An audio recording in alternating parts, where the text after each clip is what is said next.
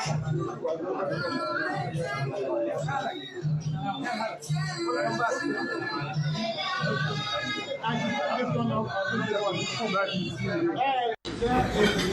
best part. I'm too jealous.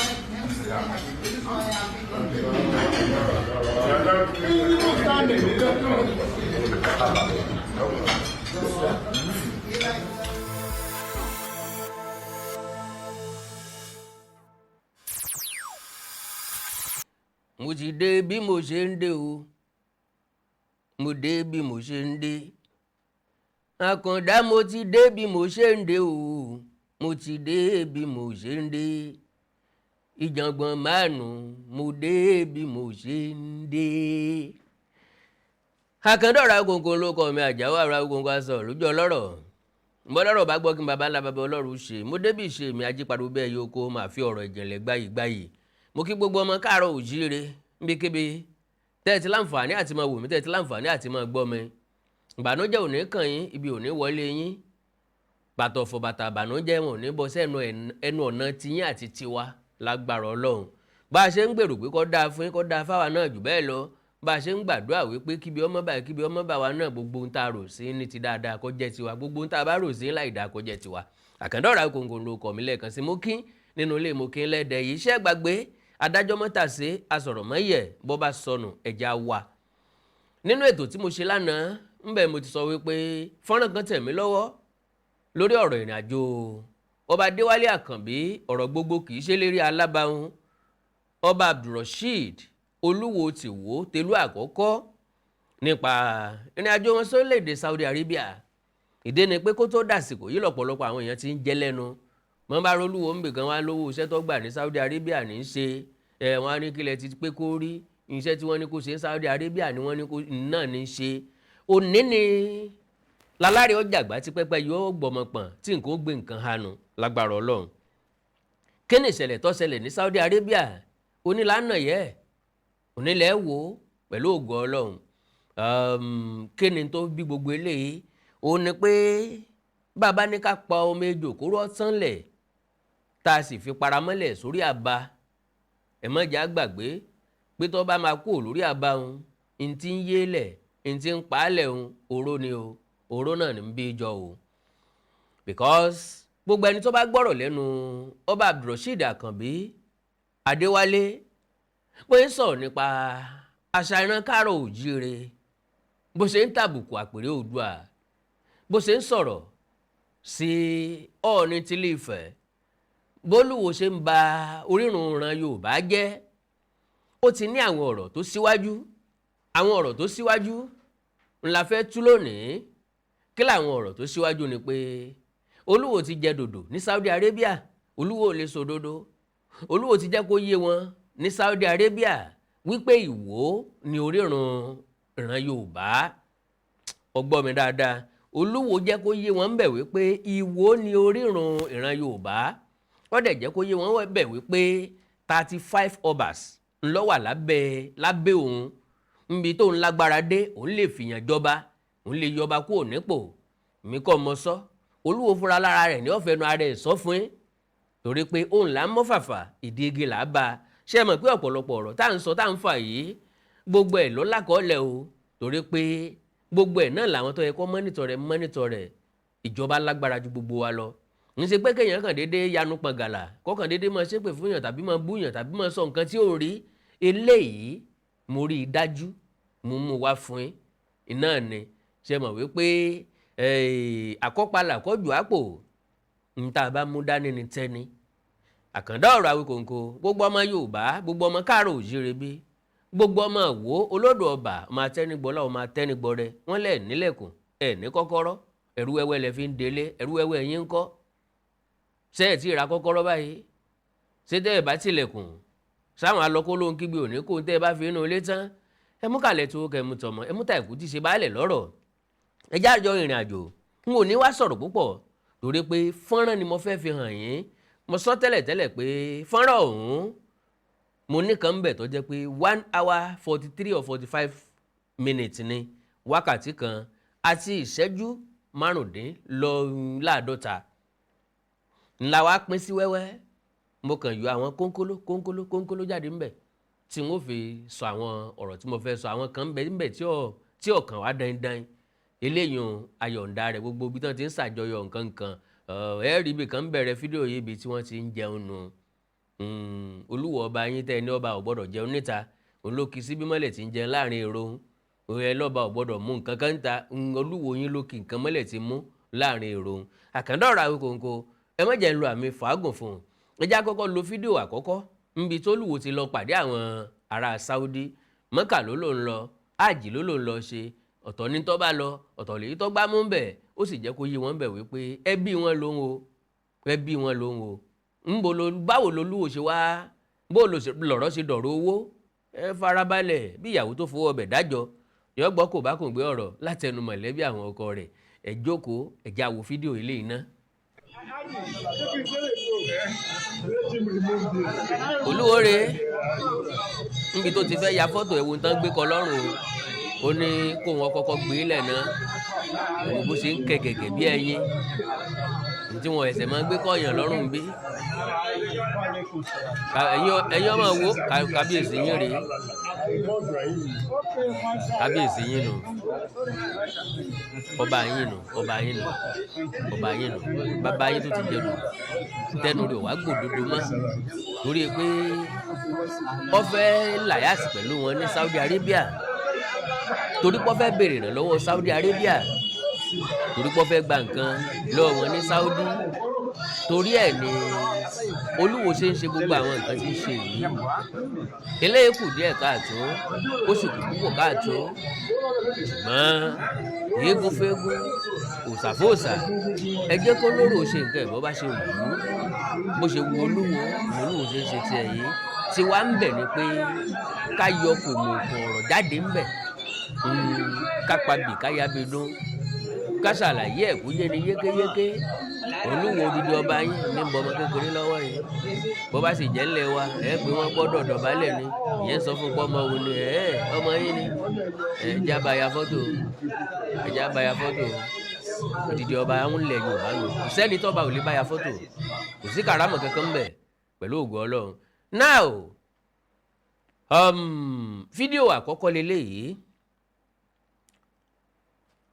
pẹ̀lú olúwo àkọ́kọ́ gan kọ́nù níbi tí wọ́n ti débẹ̀ ọ̀tọ̀ ẹjá wo fídíò eléyìí náà fídíò tó tẹ̀lé ẹjá wo fídíò eléyìí náà.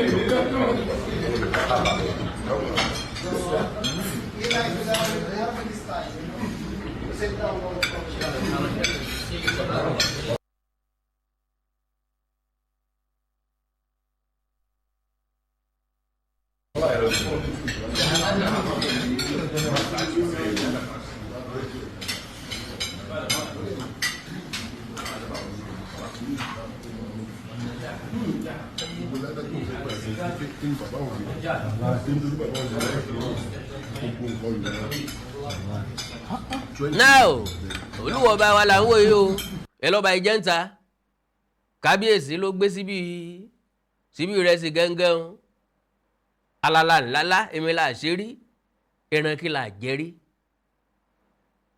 kí ni tá àjẹrí ńlẹ̀ wá lóòótọ́ ọ̀wálé olóko ọlọ́ọ̀bá tàkàrà wá sọ wá wùkú jẹni láti fi ẹsẹ̀ rẹ̀ múlẹ̀ wípé ìfẹ́ la fi hàn fáwọn tá a bá wá dandan ni kí wọ́n gbóúnjẹ kalẹ̀ ká jẹun bẹ̀ kò sí ní tó burú ń bẹ̀ ṣùgbọ́n gẹ́gẹ́ bí ọba aládé bóò ní bá ṣe dùn tó kí wọ́n gbé kólúwọ̀ wá jẹun kó wá ní nínú àṣà tàwọn o nínú àṣà tòun o àti gẹ́gẹ́ bó ṣe jẹ́ ọba aládé nílẹ̀ Yorùbá tó ohun ọ̀gbọ́dọ̀ jẹun níta káwọn èèyàn máa wẹnu òun ìbá ṣe dùn tó.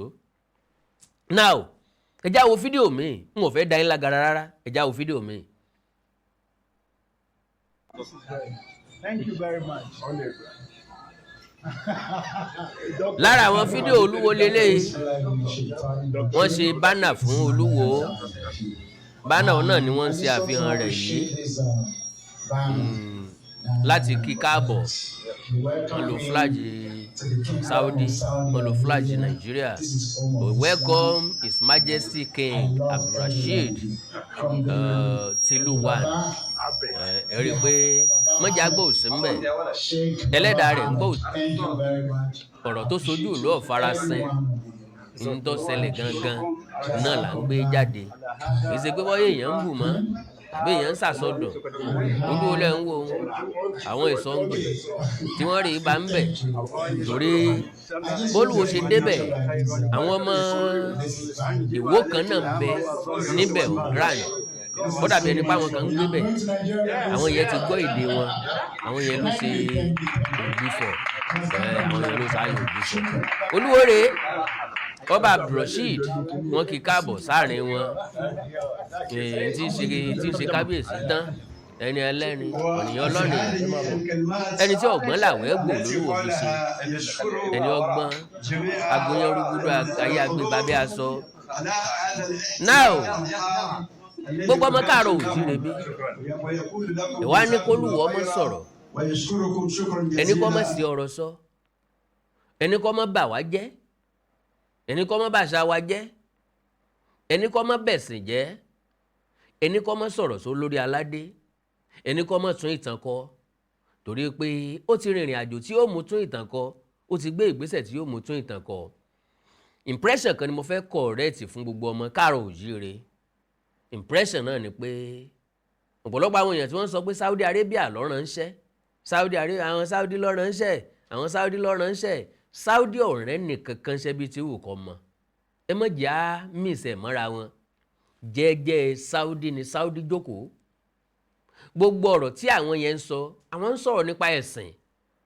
gbogbo ọ̀rọ̀ tí táwọn èèyàn lu Saudi ń sọ pátápátá wọ́n sọ̀rọ̀ nípa religion now àwọn eléyìí tó bá motive míì lọ ló kọ religion ni wọ́n gbé kalẹ̀ lọ́nà bó ṣe máa rí àti lọ́nà religion now ọ̀nà religion ni wọ́n gbà wọlé ṣùgbọ́n wọ́n ní nǹkan míì lọ́kàn tí wọ́n fẹ́ gbé kalẹ̀ now ẹ já tẹ̀síwájú pẹ̀lú àwọn fídíò wa ká lè tètè kúrò lórí ètò yìí ẹ já wo fídíò tọ́kàn yìí. نرحب ونسعد اليوم بشخصية قدمت إلينا من بلاد عزيزة على قلوبنا هي حصن من حصون الدين الإسلامي في قارة أفريقيا هي القلب النابض للقارة السمراء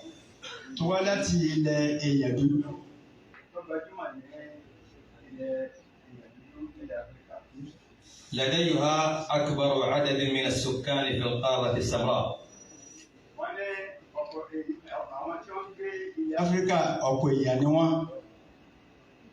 يفوق 227 مليون نسمة. 270 مليون. وفيها أكبر عدد من المسلمين من الدول الأفريقية.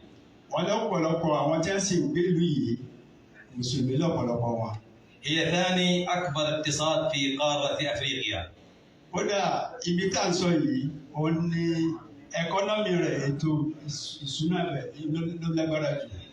هي بلاد التاريخ والحضارة.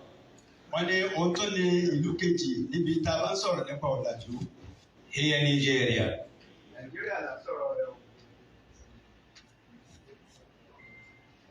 اليوم نحتفي ونكرم شخصية لا يمكن أن نحصر أعمالها المباركة في خدمة الدين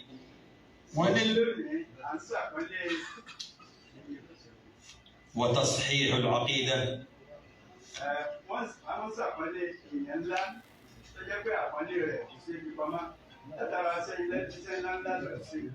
ونفع المسلمين هناك في عجالة.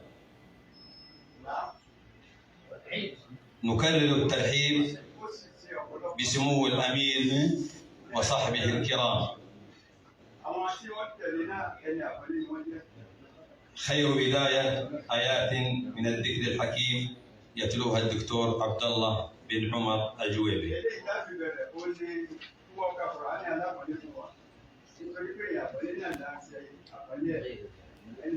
أعوذ بالله من الشيطان الرجيم. Now, kí làwọn ẹni ẹlẹ́ni sọ? Mo nígbàgbọ́ pé gbọ́ bí wọ́n ṣe sáyìn ògbéfọ̀ rẹ̀ ní tí wọ́n sọ rí pápápá wọ́n ní lónìí àwọn dúpẹ́ láti gbà yín lálejò wọ́n rí fáṣọ Olúwa àtàwọn tán jọ wá wọ́n ní ẹ wá láti Áfíríkà láti ilẹ̀ èèyàn dúdú ìlú tó gbajúmọ̀ jù ní Áfíríkà tí í ṣe Nàìjíríà wọ́n ní ọ̀pọ̀ èèyàn ló ń gbé láfíríkà Nàìjíríà gan-an fẹ́ sọ o because wọ́n ní like 270 something million ló wà nínú ìlú ọ̀hún tó bá jẹ́ Áfíríkà ní aju bílíọ̀nù lọ láfíríkà o so now wọ́n ní ọ̀pọ̀lọpọ̀ àwọn tó ń gbé ìlú yìí mùsùlùmí lọ́pọ̀lọpọ̀ wọn impression tí àwọn aráabí fún wọn nìyẹn wọ́n ní ìlú tá ń sọ̀rọ̀ rẹ̀ yìí wọ́n máa ń sọ nípa ọrọ̀ ajé láfíríkà ó dàbí ẹni pé ìlú yẹn ló fẹ́ ṣìkejì nínú ìlú tí ọrọ̀ ajé rẹ̀ dáa jù láfíríkà wọ́n wá lónìí à ń ṣàpọ́nlé èèyàn ńlá tí kò ṣeé fi pamọ́ látàrí iṣẹ́ ńláńlá tí wọ́n ti ṣe èmi àti wá béèrè lọ́wọ́ ara wa pé iṣẹ́ ńlá wo lolúwo ṣe ọba Abdulrasheed Àkànbí iṣẹ́ ńlá wo ń ló ṣe nínú ẹ̀sìn ni àbí inú àṣà nínú ẹ̀sìn tó ti ń jà tó ti ń bá wọn máàmù du nǹkan tí ti ń léwájú níjọ yídì tí ti ń bá wọn máàmù kan gbọdọ̀ dé mọ́sálásí mọ́ tí ti ń bá wọn dá sóyè máàmù ìlú jíjẹ ṣé léyìn ni àbí ibi tó ti ń bá àwọn ẹlẹ́sìn mi jà àbí ibi tó ti ń sọ pé tàwọn olóòṣà bá wo àwọn oníṣẹ̀ṣe bá wo ṣé bẹ́ẹ̀ ni ṣé iṣẹ́ tó ń ṣe nìyẹn lọ́dọ̀ tí wọ́n tán fi wò ó pé ó ń ṣiṣẹ́ ńlá wọn wá ní eléyìí la ó fi bẹ̀rẹ̀ kí wọ́n tó ka Kùránì alápọ̀nlé fún wa dẹ́ẹ̀nì ẹni tí ó ka Kùránì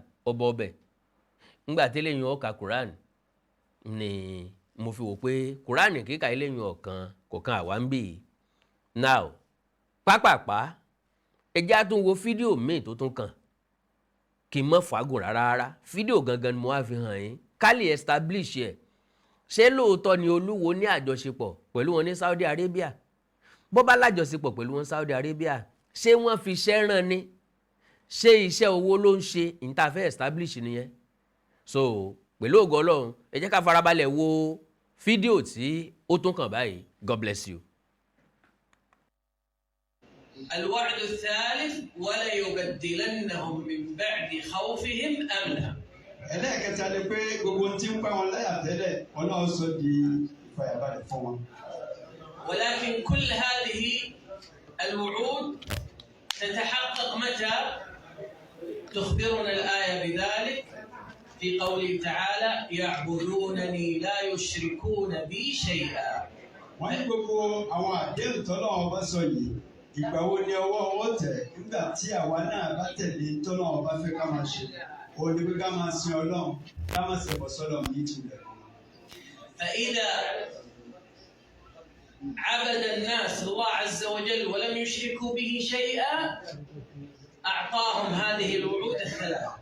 wọ́n ní tí àwọn èèyàn tó bá jẹ́ pé Ọlọ́run là ń sìn tá a jìnnà sẹ́bọ tá a gbogbo tẹ́bọ tá a ń ṣe tàwhídù a jẹ́ pé àwọn àdéhùn mẹ́tẹ̀ẹ̀ta tọ́lọ́run wí yóò fi dà lọ́wọ́. وإذا تخلفوا عن فعل هذه الشروط ساءت أمور دينهم ودنياهم. wọ́n ní ṣùgbọ́n tí wọ́n bá fi àwọn tọ́lọ́run bá fẹ́ kí wọ́n ṣe tí wọ́n bá filẹ̀ tí wọ́n ṣe a jẹ́ pé ọ̀rọ̀ wọn kò lóko sùn ọ̀rọ̀ wọn ò dojúrú láyé àti lọ́run. لما سقطت الدولة العباسية أسقطها المغول فكان الشرك في ذلك الوقت منتشرا مع الأسف. wọ́n ní inú àwọn tí wọ́n ṣe ìjọba ní lágbàáyé Islam wọ́n pe ìjọba kàtà pè ní ìjọba Abnaul Abbas. nígbà tó máa wó àwọn Mongoli ni wọ́n wó nítòsí fa òní pé ìlànà ẹ̀kọ́ ló tàbí nígbà yẹn. فكان دعاة الشرك في ذلك الوقت يقولون للناس اذهبوا إلى أهل القبور أنتم خائفين من التتر كما قال الشاعر العربي المشرك مع الأسف في ذلك الوقت يا خائفين من التتر لوذوا بقبر أبي عمر ينجيكم من الضرر. wọ́n ní ẹni tí Ọlọ́run lò ní sábàbí tí ẹ̀kọ́ náà wọ̀ yọrí sí gbogbo tí ṣe ọ̀nà ìlànà ẹbọ ṣùgbọ́n tọ́lá lò ní sábàbí gbà náà ó ń pe àwọn èèyàn lọ síbi kí wọ́n máa fi ẹnìkan tí wọ́n dákọ̀ rẹ̀ kí wọ́n máa fi wá ọ̀nà ọ̀la tí èsì ìlànà tọ́lọ̀. ومع ذلك لم ينفعهم استغاثتهم بالقبور والأوثان، فقد كان التتر والمغول يذبحون في المسلمين ويجعلون جماجمهم كالجبال من كثرتها.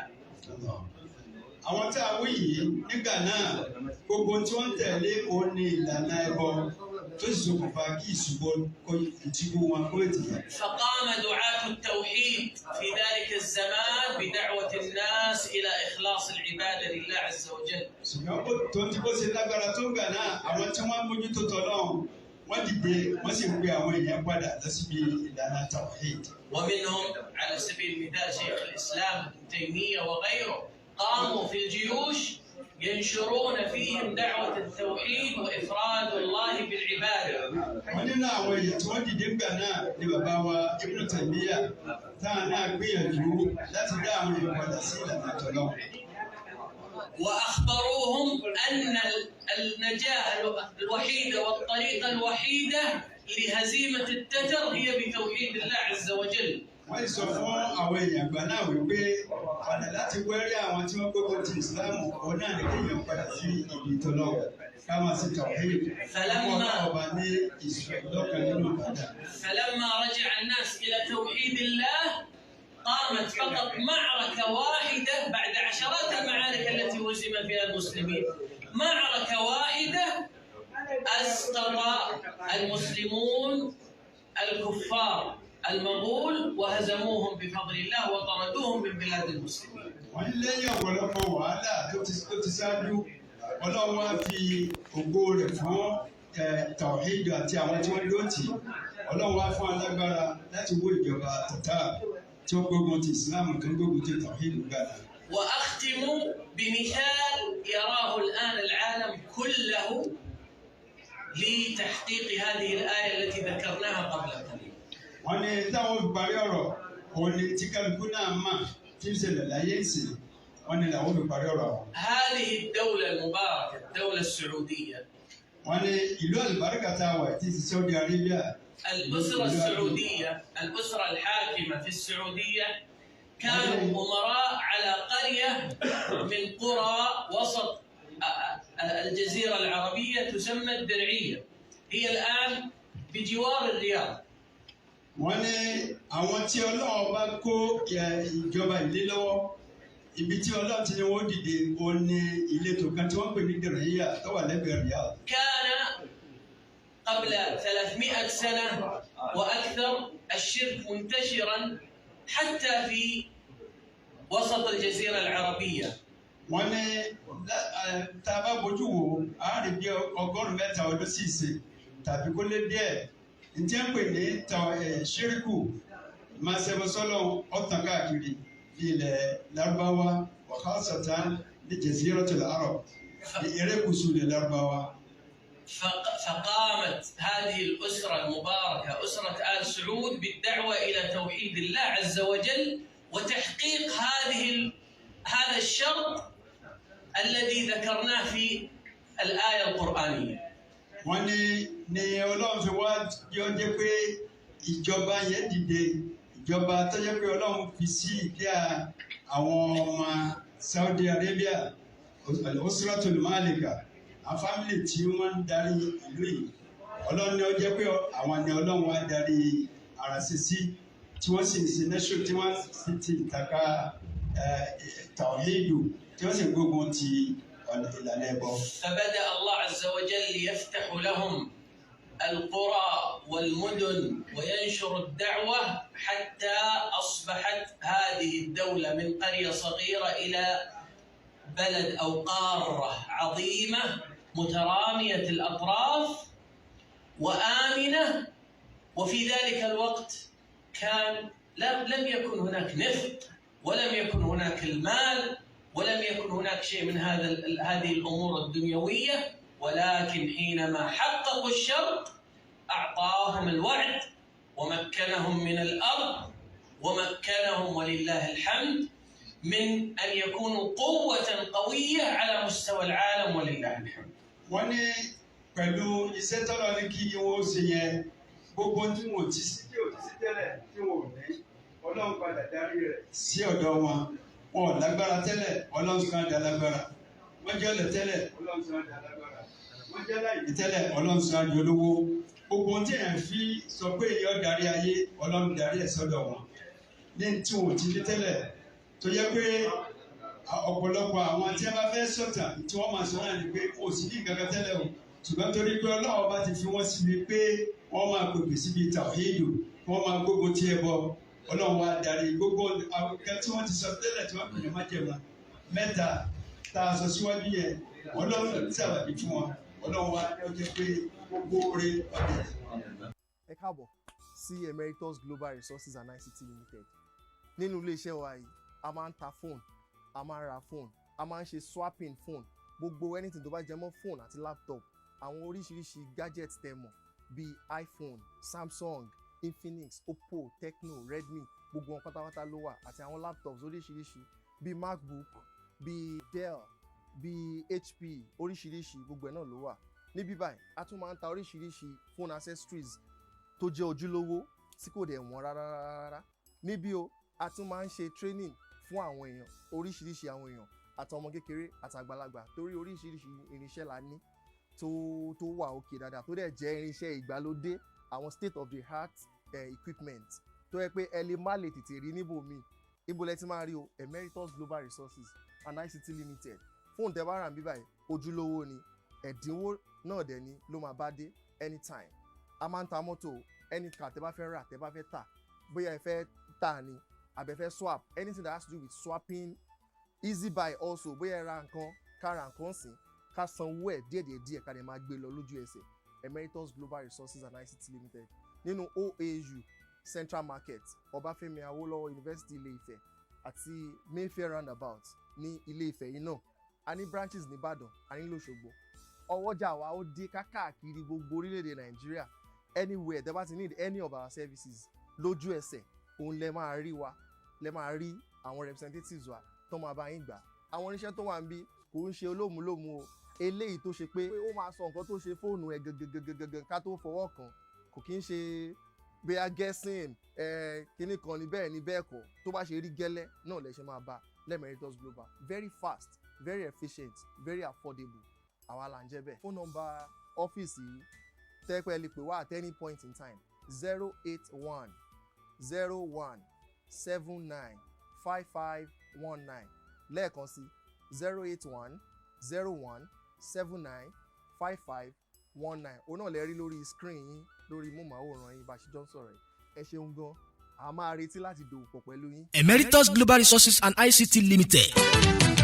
Ibi tá a bá pè lórí ẹnìkan kì í fi bẹ́ẹ̀ tẹ́lẹ̀ Èdùmàrè ló gbé iléeṣẹ́ Emeritus Global Resources and ICT Limited sókè téńté níbi ká ta ojúlówó fóònù alágbèéká tó jẹ́ alálòpẹ́pẹ́pẹ́ wọ́n ta phone accessories bíi screen àti screen guard quality battery phone casing charger pouch àti bẹ́ẹ̀ bẹ́ẹ̀ lọ gbogbo ẹni tó fẹ́ ra laptop tó fini lọ́kàn balẹ̀ ẹ máa ríra lọ́dọ̀ Emeritus pẹ̀lú àwọn ẹ̀yà ara laptop tó jẹ́ ojúlówó bí fóònù tàbí laptop yín bá wá ń ṣòjòjò àwọn akọ́ṣẹ́mọṣẹ́ engineer tí ó bá yín túnṣe ní kíákíá ti wà ń kalẹ̀ ẹni tó fẹ́ kọ́ nípa bá a ṣe ń ṣe fóònù àti laptop ẹ lọ ṣe training lọ́dọ̀ wọn iléeṣẹ́ Emeritus ń ṣe easybuy kẹ́ra fóònù kẹ́ máa sanwó díẹ̀díẹ̀ wọ́n swap fóònù àlòkù sí tuntun bẹ́ẹ̀ sì fẹ́ ta fóònù tàbí laptop yín ìrọ̀rùn ló bá dé nílé iṣẹ́ wọn o gbogbo ẹ̀yin tẹ́ fẹ́ ra mọ́tò tuntun nẹ́nẹ́ tó fi mọ́ ẹ̀yin tẹ́ fẹ́ ta èyí tẹ́ ń lò tẹ́lẹ̀ Emeritus Global Resources and ICT Limited ni ẹ máa lọ tààràtà bẹ́ẹ̀ bá ti dé Campus Gate OAU ẹgbẹ́ ọ̀kadà tó ń lọ sí Central Market ẹ béèrè Emeritus Global adjacent MTN office ni wọ́n wà OAU Campus Ilé-Ifẹ̀ ẹ tún lè kàn sí wọn ní orí olókun roundabout níbi tí Foreign Links House wà tẹ́lẹ̀ Mayfair Ilé-Ifẹ̀ nípínlẹ̀ Ọ̀ṣun telephone 081 01 79 5519 Emeritus Global Resources and ICT Limited òkèlèwà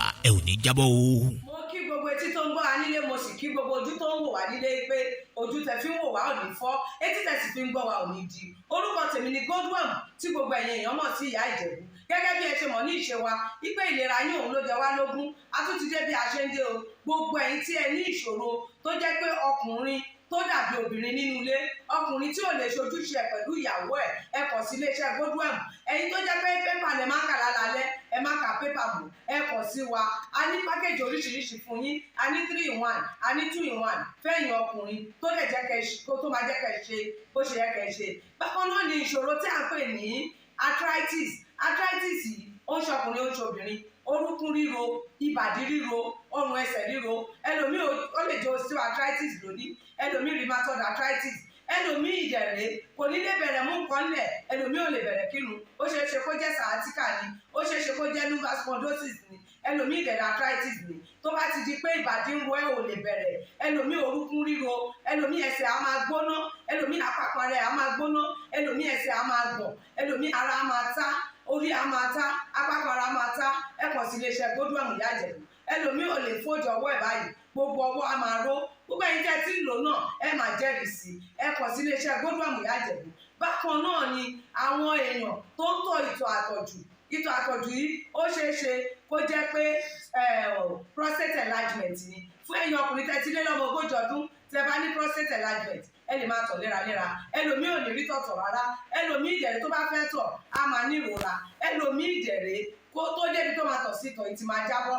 Ṣùgbọ́n obìnrin ní a máa tọ̀ léraléra, kó tó débi tó máa tọ̀ sí ìtọ̀ yìí á ti máa jábọ́. Ó ṣe é ṣe kó jẹ́ weakness of bladder làwọn ní, àbí kó jẹ́ infection, àbí kó jẹ́ diabetes insipidus tí a mọ̀ sí àtọ̀gbẹ. Ìyẹn náà lè fà á ká máa tọ̀ púpọ̀ jù. Ẹ kàn sí iléeṣẹ́ Godwem Ìyá Ìjẹ̀bú. Èyíkéyìí tó lè fà á kẹ́ ẹ máa tọ̀ púpọ̀ jù, ara iṣẹ́ wa ni. Lára iṣẹ́ tèmi jogún látọ̀dọ̀ bàbá mi, àtọ̀jú yín gbogbo ẹ̀ ó sì padà sí àyè ẹ̀ bó ṣe tó àti bó ṣe yẹ. Bákan náà ni àwọn tó ní hepatitis, ooru inú ẹ̀dọ̀ ni. Ṣùgbọ́n tí hepatitis bá ti pẹ́ lára, ó lè ba ẹ̀dọ̀ jẹ́, ó lè fà á kéèyàn ní enlarged liver, ó dẹ̀ lè fa oríṣiríṣi ìṣòro sí ẹ̀dọ̀ yẹn. Ẹlòmíì á máa ní àmì bí kínú máa dùn, bí kójú máa pọ́n, kítọ̀ ẹ̀ máa pọ́n. Ẹlòmíì dẹ̀ kò ní rámì rárá, bóyá lọ ṣàyẹ̀wò wá kàn sọ fún pé ó wà positive, ẹ kàn sí wa. Ẹlòmíì dẹ̀rẹ̀ ó lè jẹ́ liver cirrhosis lòun ní, èyíkéyìí tí ẹ ó ìbàjẹ́, ẹ kàn sí iléeṣẹ́ Godwem Ìyá Ìjẹ̀bú. Bí mo ṣe sọ̀rọ̀ yìí tẹ́ ní prostate, ó jẹ́ prostate enlargement ni, ó jẹ́ prostate cancer ni, ẹ kàn sí wa. Pẹ̀lú ògo Ọlọ́run ẹ lè rí bákan náà mọ́.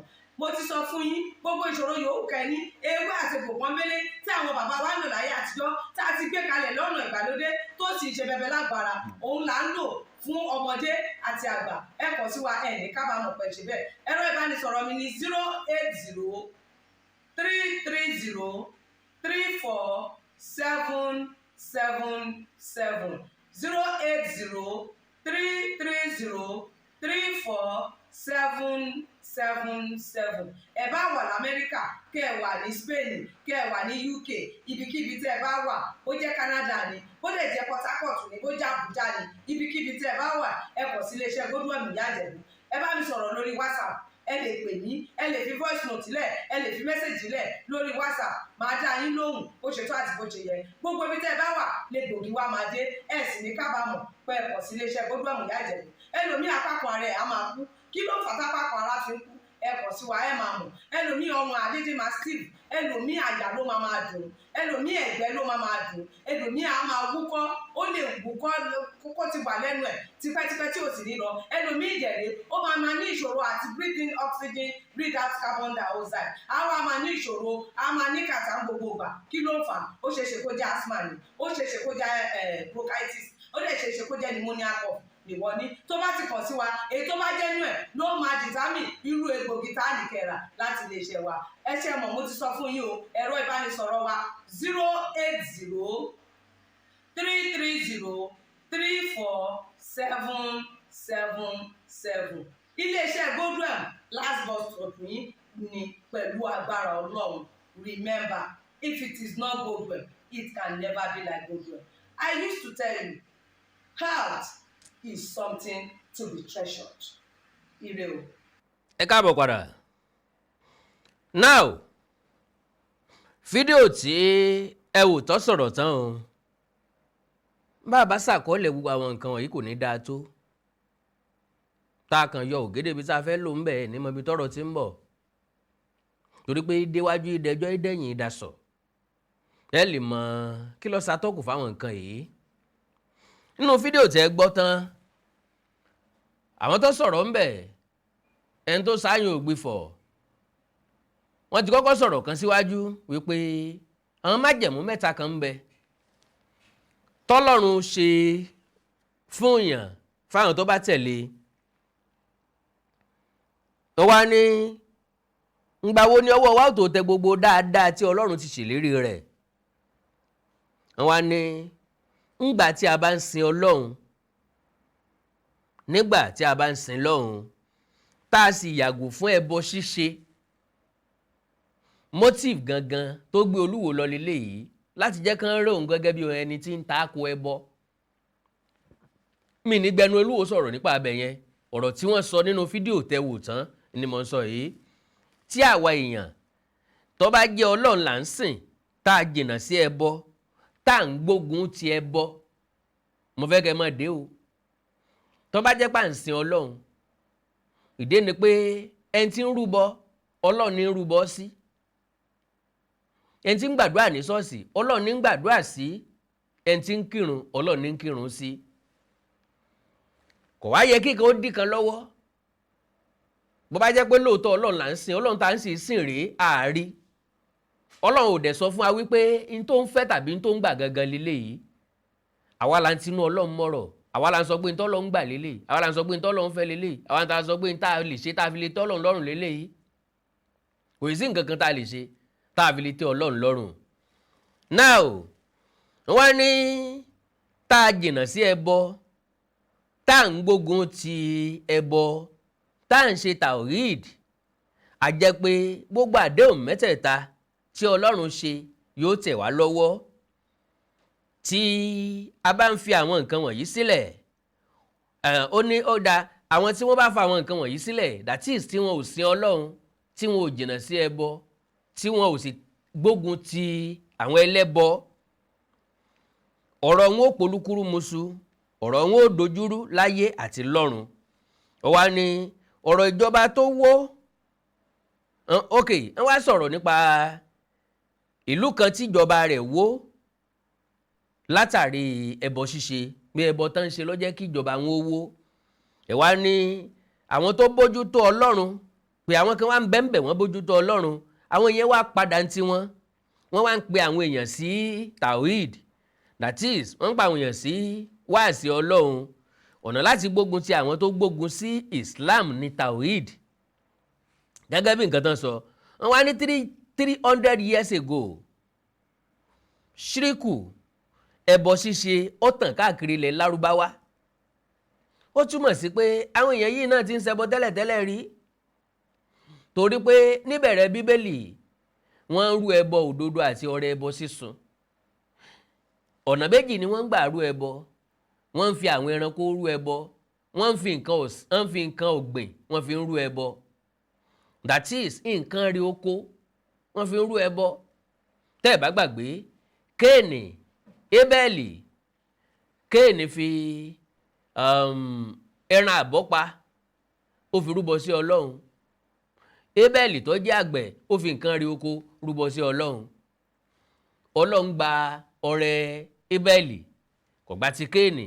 Ìdọ́jẹ́ kan sọ pé Kéènì pa Ébẹ́lì o. Now lélẹ̀ tó túmọ̀ sí pé ẹbọ ti wà látayébáyé. Wọ́n wá ní ẹbọ ṣíṣe ó tàn káàkiri ilẹ̀ Lárúbáwá níbi 300 years ago. Ìjọba Saudi tí wọ́n ń gbógun ti ìlànà ẹbọ lọ́lọ́run wá dá lóhùn pẹ̀lú àwọn nǹkan mèremère, lọ́lọ́run wá ṣe ilẹ̀ wọn ní ilẹ̀ mímọ́ látàrí pé wọ́n ń gbógun ti ẹbọ. Ẹ wá ní ìjọba Saudi torí pé wọ́n ń gbógun ti ìlànà ẹbọ lọ́lọ́run ṣe fi nǹkan mèremère dá wọn lọ́lá. Lọ́lọ́run ṣe fún wọn lóríṣiríṣi nǹkan. Ọ̀dà o, wọ́n nítorí pé wọ́n gbógun sí ẹbọ lọ́lọ́run fi darí gbogbo nǹkan sí ọ̀dọ̀ wọn. Ìwọ náà wá fẹ́ gbógun sí ẹbọ. Wòlíì bá lè gbé náà sókè o, nínú èrò rẹ̀ kí náà lè jó ẹbọ. Ìtìjú bá wòlíì balẹ̀ o, pẹ̀lú èrò rẹ̀ iná kò jó ẹbọ. Wòlíì Èlíjà gbé náà sókè o, lẹ́sẹ̀kẹsẹ̀ níná sì jó ẹbọ. ìtìjú bá wòlíì Báálì o pẹ̀lú èrò rẹ̀ iná kò jó ẹbọ. well ìbáwù mí kí n débi ọ̀rọ̀ Olúwo mọ̀kàn wá rí pé yóò ti gbà kókò jù